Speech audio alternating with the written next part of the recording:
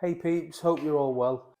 I don't know if you lot have seen on social media, Kawasaki basically aren't putting any demo bikes in the showrooms. Now what they are doing is they're doing a bit of a roadshow where they take a lorry, fill it up with Kawasaki's, go to different Kawasaki dealerships all over the country, and then they have usually one day only where you can pre-book test rides on different bikes.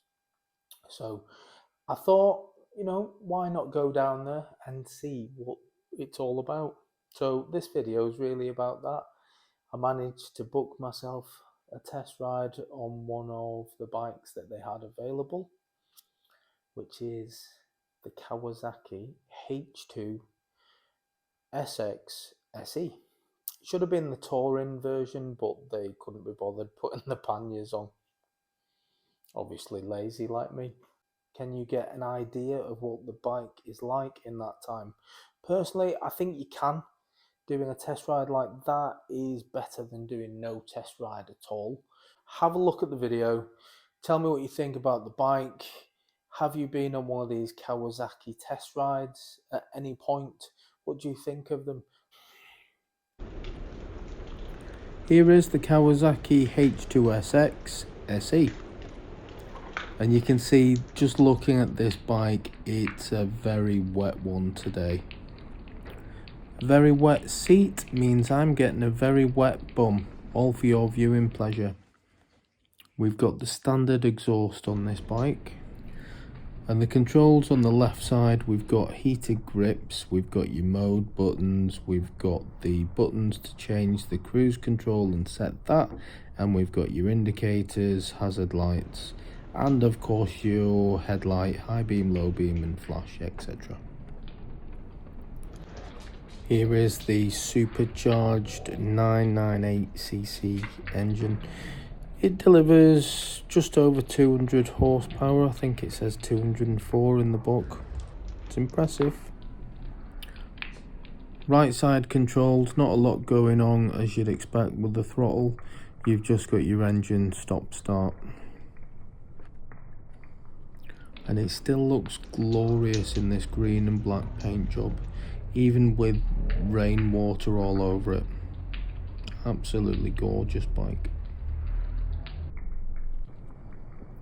Time for me to throw my jacket on and get some riding done, so stay for the test ride. Let's see how this handles.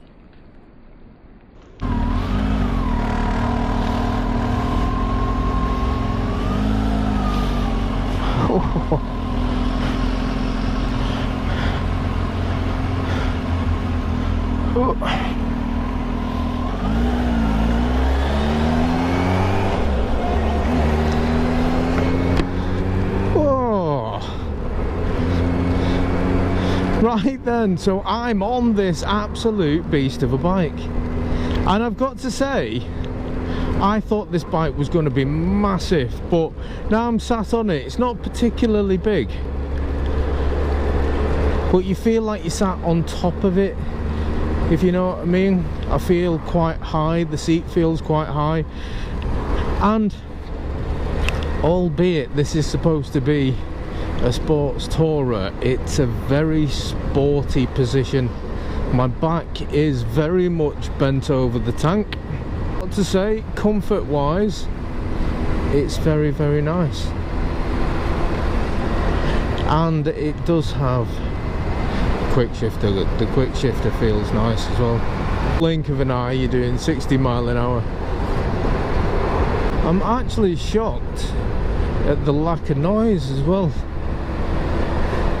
I thought it was going to be all hellfire and thunder and lightning. All I can hear is like the usual wind noise on my helmet, and that's about it. I'm enjoying the display as well. The display on this is really nice. It's got everything you want and probably 10 times more. So there's a lot of things, for me personally, I don't see a point to. I know some people will love it, but the likes of your lean angle and your boost and all that stuff, if you're looking at that, you're not going fast enough, and if you're going too fast, to see how much you can get that to go up, then you're just heading for an accident, aren't you? So, or I am, certainly with my ability. I know better riders out there would disagree, that they might enjoy that kind of stuff, but for me, all I'm focusing on is that yellow bib in front of me. Kind of impressed with how comfortable the bike is for something that is quite obviously biased on the sport side of it, with the seating position. I'm actually comfortable. It's just got the standard exhaust on, but it sounds alright, you know, there's nothing amazing about it. I've been on a few Kawasaki's and I do like the feel of the quick shifters, certainly on the modern bikes, or the latest editions, let's say. I've found them very, very smooth, and this is exactly the same, you know, considering there's a lot out there at the minute with a few clunky ones, but this is not one of them. This is really nice and smooth. Just the slightest flick of your heel and yeah, you're going, let's try the blipper. Yeah, it's exactly the same. Going downshift is nice and smooth again, and there's just no issues.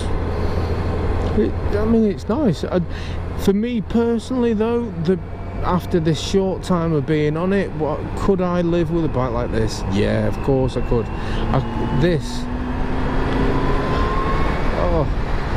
Probably lose my license on it, but for a bike to have fun on, yes, it's a machine. It's a proper weapon. Could this bike go on a long tour? Oh, of course it could. Could I take this bike on a long tour? Absolutely not. And it's not that this bike isn't brilliant, because it is, but it's because my back couldn't deal with this seating position now. My back and my belly, I couldn't deal with it. It's a gorgeous bike, it's lovely to ride, it's got loads and loads of good things about it, but it's just this arched over position. Whilst I'm comfortable now and I'm not in too much a bother, I know if I was on this bike for 8 hours riding one side of the country to the other, I know I'd be in quite a lot of pain.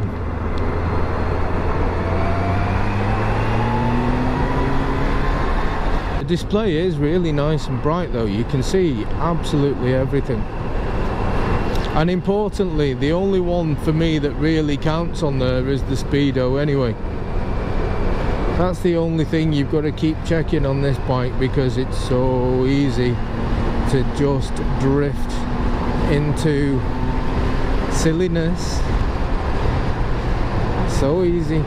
This is just, it's a taster day, and whilst I've not been very happy about the way Kawasaki do the test rides, generally I think the shop should have demo bikes in. That being said, they do this demo tour that is readily available for anyone to just sign on and put your name down for. So if you're desperate to ride a Kawasaki, then that's how you've got to do it. And these tours are happening all over the country, so everybody is gonna be able to find one local to you. It's just a pain that it's got to be on the schedule and not yours. So if you're busy, you work weekends like I do, it's just finding one that fits in with your life, as opposed to walking into a dealer's and saying, hi, can I test ride that? It is what it is. That's how they've decided to do it.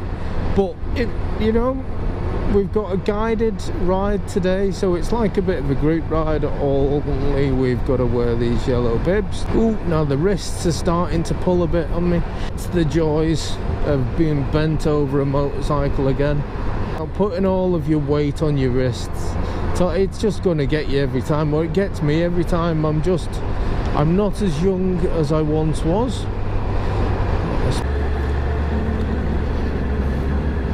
Such a miserable day to do this though. Rain, absolutely pissed wet through.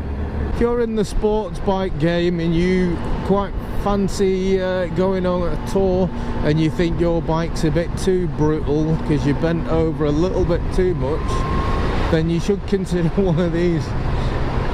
The downside though is the price.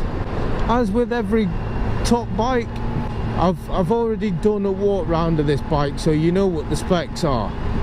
But on top of that, you have got just about every bell and whistle you can think of with it. It's got the cruise control, and it's got adaptive cruise control. It's also got the blind spot indicators on it. Now for me, these blind spot indicators are awesome. Now, I've been on the Ducati Multistrada, which has the blind spot indicator. Now that I didn't like, because the orange light was that big, made it look like an indicator.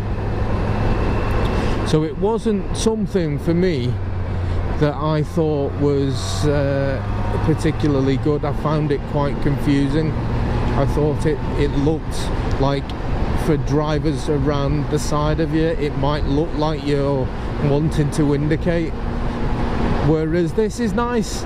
If I can find an image of it working, I'll get one, but you've just got a very small triangle on the wing mirror and that just illuminates. So really it's a lot more subtle than what the Ducati is, and I think that's a lot safer.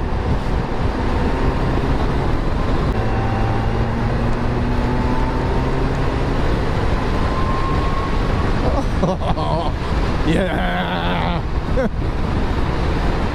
Who doesn't love nationals on a sporty bike, eh? This guy does. Come on. Oh. You absolute sexy sausage. Oh, back down to earth.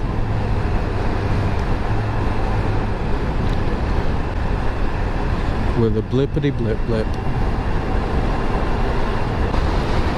Now I'll be honest, there's not many bikes, in fact I don't think there's any bike that I've been on where you get to 70 and it's like it's in first gear. I mean, it's just pretty much idling, doing 70 mile an hour at about 2,500–3,000 revs. That's something else, that. Wow. So my overall riding experience for this bike is actually quite a positive one, albeit a brief one, because it is only a 40-minute or so ride, I think is what they say. We've probably done about 30 minutes.